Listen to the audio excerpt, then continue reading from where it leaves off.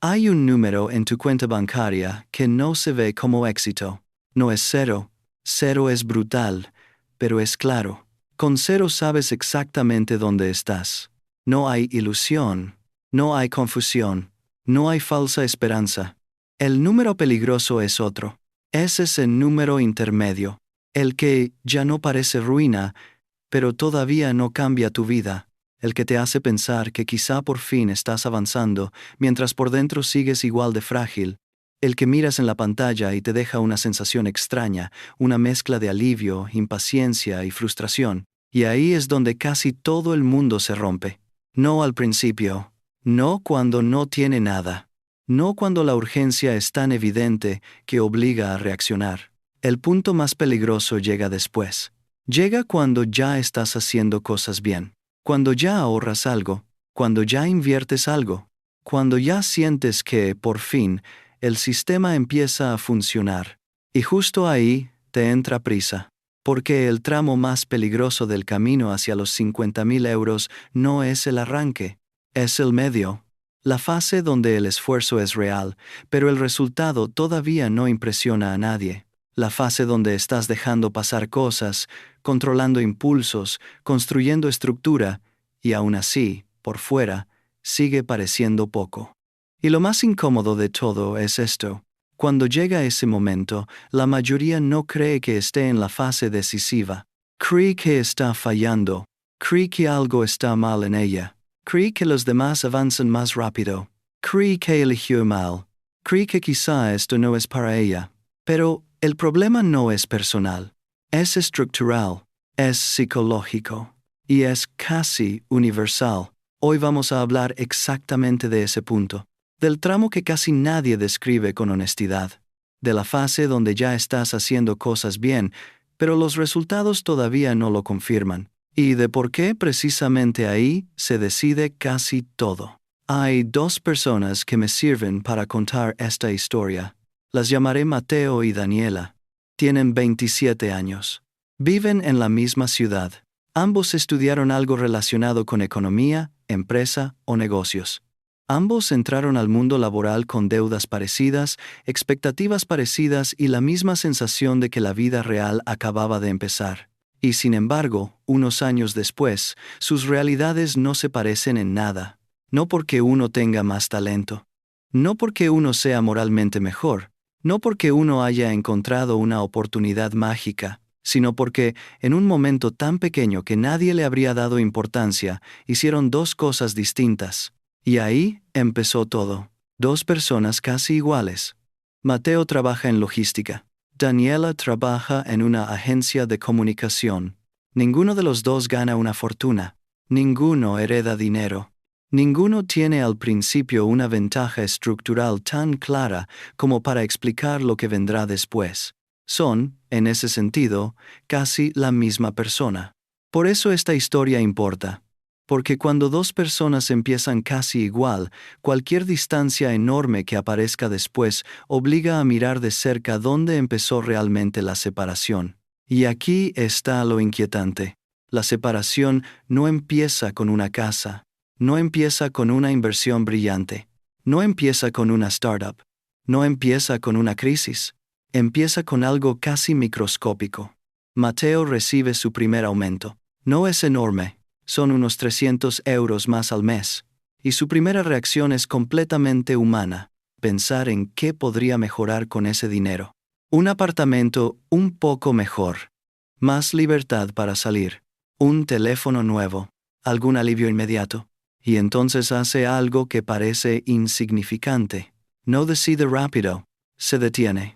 No porque tuviera una gran revelación. No porque alguien lo guiara con una frase memorable. Simplemente sintió algo incómodo, algo que no supo nombrar bien, pero que le hizo no tocar ese dinero de inmediato.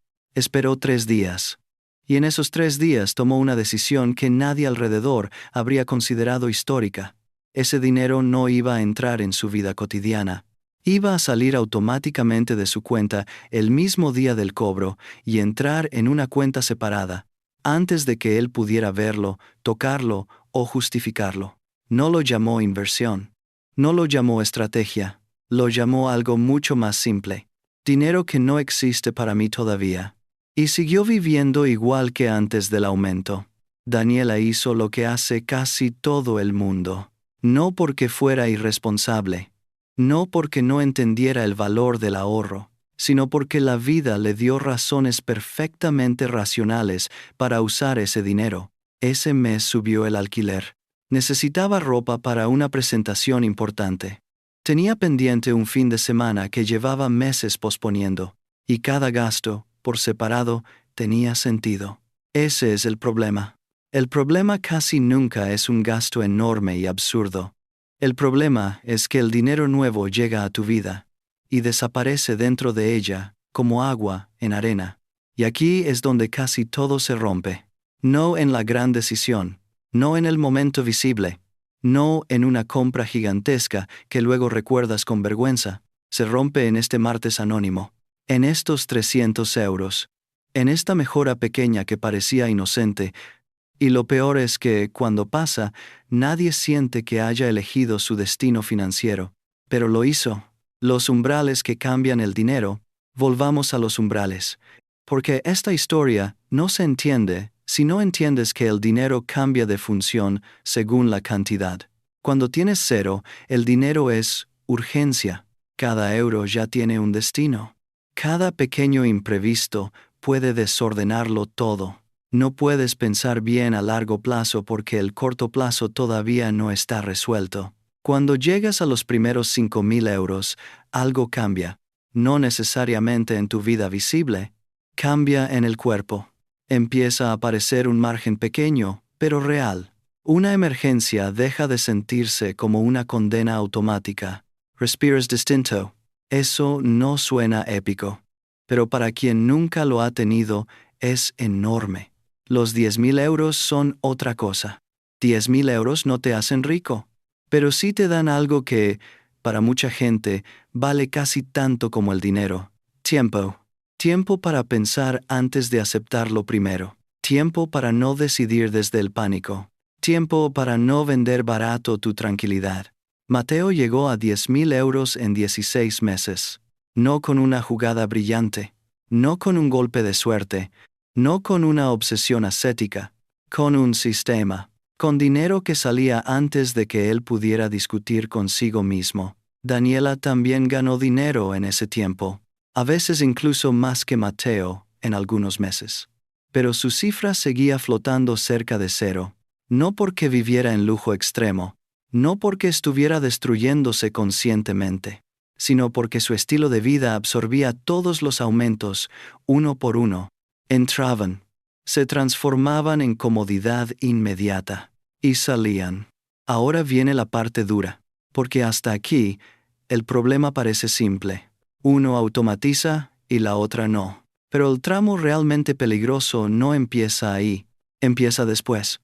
Cuando el sistema ya funciona, los 30.000 euros y el monstruo. Mateo llegó a 30.000 euros. Y ahí apareció el monstruo. Porque con 30.000 euros en una cuenta, la tentación ya no es pequeña, es enorme. 30.000 euros son una señal de que el sistema funciona. Y cuando el sistema funciona, la mente empieza a hacer una pregunta peligrosísima.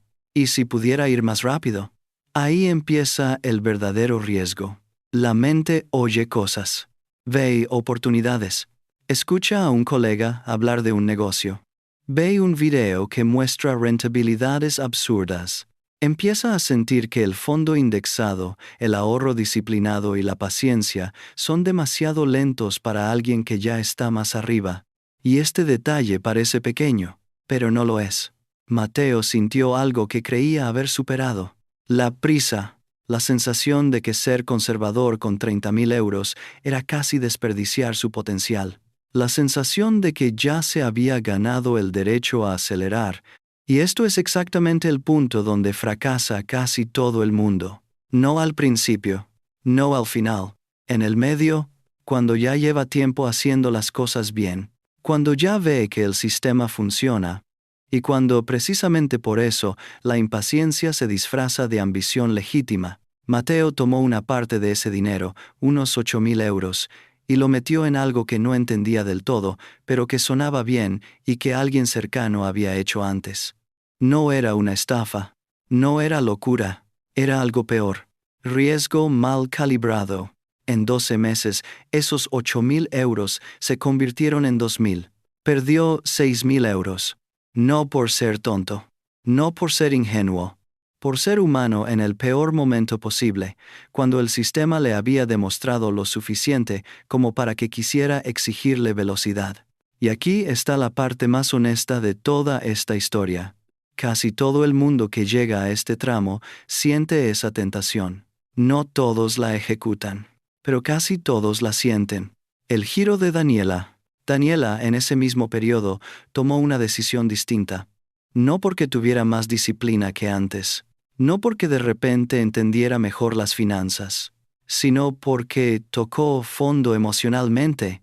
Tuvo un mes malo, luego otro. Luego uno de esos momentos en los que, por primera vez en mucho tiempo, te sientas de verdad a mirar los números y descubres algo que ya sabías, pero no querías formular. No tengo magen. Si algo sale mal, no tengo nada.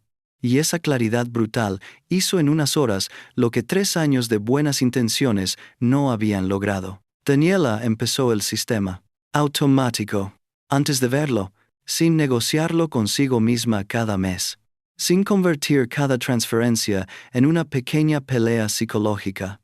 Y aquí está la parte incómoda. Mientras Mateo retrocedía, Daniela empezaba a avanzar, no porque el mundo fuera justo, sino porque el error de uno y el despertar de la otra ocurrieron en el mismo punto del recorrido. Y eso duele, pero también vuelve esta historia mucho más verdadera, porque nadie llega a 50.000 euros en línea recta.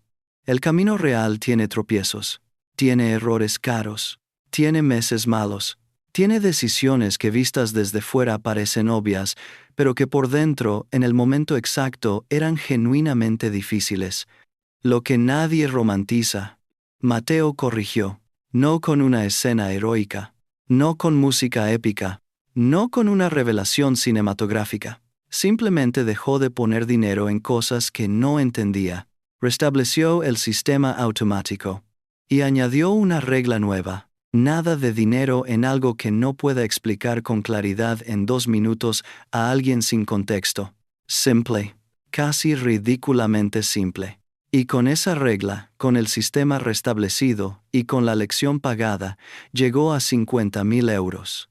Tardó más de lo que había imaginado, pero llegó. Daniela llegó también.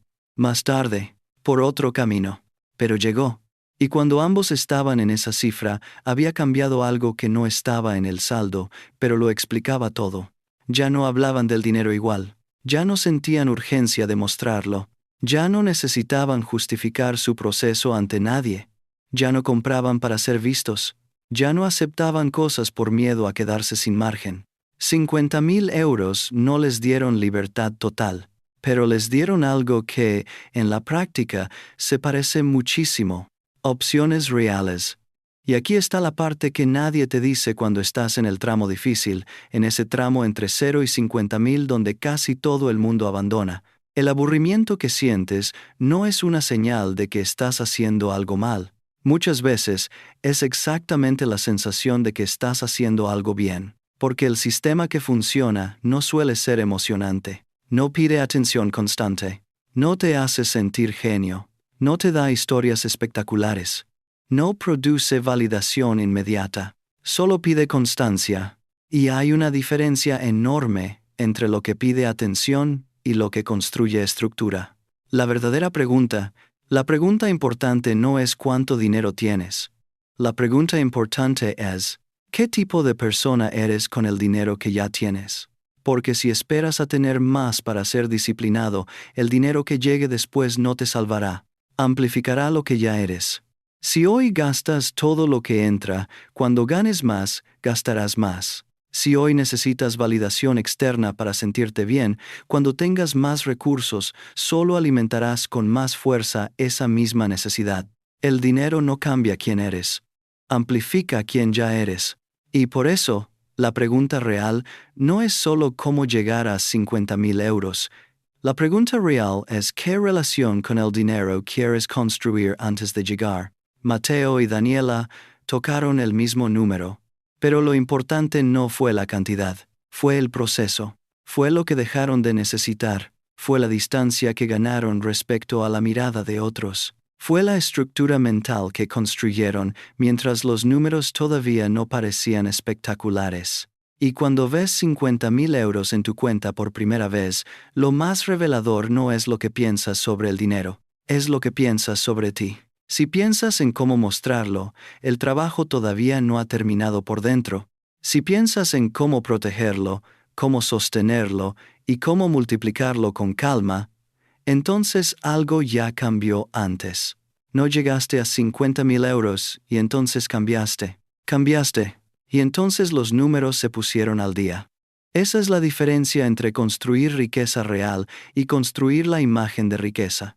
Una te da margen, la otra te da deudas disfrazadas de estilo de vida. Y el tramo entre 0 y 50.000 euros es exactamente donde esa diferencia se revela, donde el sistema o se sostiene o se rompe, donde la identidad o se construye o sigue esperando que el dinero la construya por ella. El punto más peligroso no está al principio, está en el medio, cuando ya sabes lo suficiente para sentirte tentado, cuando ya tienes lo suficiente para querer más velocidad, cuando el sistema correcto empieza a parecerte demasiado lento comparado con lo que otros parecen hacer, ahí, exactamente ahí, es donde se decide todo.